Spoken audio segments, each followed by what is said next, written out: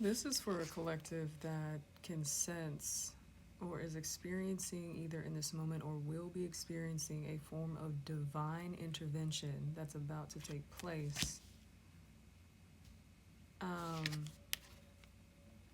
around something in regards to things that you speak on that is related to, I'm seeing the words mending a heart. Because I keep being drawn to the broken heart here, but like what you speak on, I'm seeing like a mending of the heart. And like this thread just weaving it, the two sides of it back. Whatever you speak on, there's something about a lot of speechless energy. So you could have been through a period of not having anything to say at the time in regards to whatever you were speaking on. 111, I'm seeing the words a self-education phase. So maybe you had to understand yourself before you could speak on what you now understand that's allowing you to mend. 123, thank you, Spirit, what you could not understand before. And there's something, I'm seeing the words lightning fast, lightning bolt. And it's about a message too. And that makes sense now why this came out right afterwards, where he's holding a phone message. And the more you communicate on what you've learned, what you were originally left speechless on, that you are mending, not necessarily just only within yourself, but it's almost giving like it's mending others that are drawn to what you speak on. Like it's helping them teach themselves how to mend themselves as well in regard to whatever you could be speaking on. And it's allowing them to transition into a phase of releasing. And it's helping them, I keep being drawn to the word better when I look at the word let go. Wow. This is very powerful because you're in a space where you're in a way teaching people to mend things they once were left speechless with. And it's helping them become better in wherever they originally might have suppressed their pain because they couldn't understand it. And the way that I'm seeing the word transmute, so however you transmuted what you are mending is assisting others to face what they likely avoided or suppressed themselves because they couldn't put that pain into words to help them overcome what they needed to transmute their own pain themselves. I'm seeing also the words active duty, 333. And I'm seeing the word a spiritual warrior.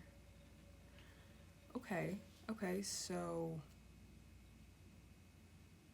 save just in time. Hang on. I need to pull a clarifier for that. Save just in time. What do you mean? Weaken security. Hang on. Weaken security around what?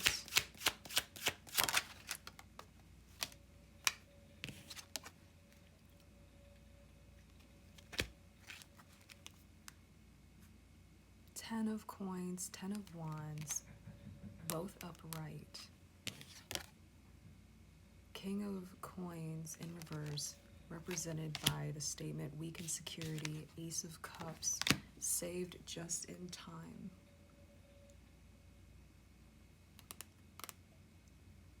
The stability around the foundation of, I'm seeing it could be financial, 444, or it could be the foundation of, I'm seeing the word lineage, a home, a family, a partnership for others. I'm seeing also the word marriage for some. I'm also seeing the word a situational break. But Saved just in time. The fact Ace of Cups came out with this in reverse, it's giving you likely just did not feel stable in a new beginning with this energy, which was a cycle you were closing out. So the connection between what you're communicating on and how it's mending what originally you didn't know yourself, even at the time, how to mend, and you had to go through a self-educational phase. That's actually now teaching others to mend. It's around weakened security, clearly with an emotional bond, an emotional connection, having a new beginning in. I'm seeing the word being emotionally available. So you being emotionally available, I'm seeing the word got stifled, stagnated. This collective was not emotionally available after whatever heartbreak took place. This collective is divine intervention took place. Divine intervention had to take place, which now makes sense why the Ten of Coins and Ten of Wands had to come out here. There was a burden around the lack of emotional availability, because there was also, it's like there was a burden of you carrying a lack of being emotionally unavailable around a foundation you were meant to build. I'm seeing the word with family, or building around family. I'm seeing also words a new family. I'm seeing a new relationship. But you can't build that if you're burdened with being emotionally unavailable, because you don't feel the security of being able to offer such a valuable part of you. That's deep. Hold on.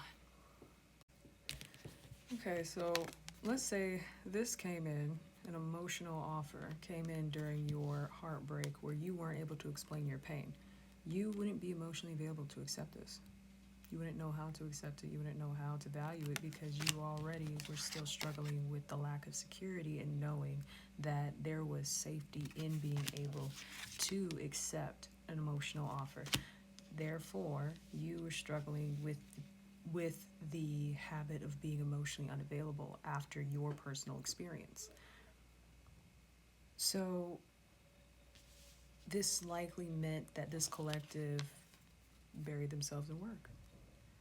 This likely meant that they focused more on their financial security, building their wealth, building what they wanted to build, to avoid working on emotional availability. Oh, okay. And because they were not working on that, that was becoming a burden, because then if you suppress what's causing you to be emotionally unavailable, you're also holding on to grudges, you're holding on to resentment, you're holding on to a version of you that is still in pain. So this is what also makes things very awkward in terms of being introduced to an emotional offer when it's given to you. This collective is overcoming this. That's also why the tens are here. These are cycles this collective is closing out. They had a tendency to focus on building money in a way to avoid facing their emotional unavailability. I'm seeing when faced with a betrayal, and for others, an unforgivable betrayal. And for others, a remending after a forgivable betrayal, not unforgivable. Stay healthy in this process and focus on your values.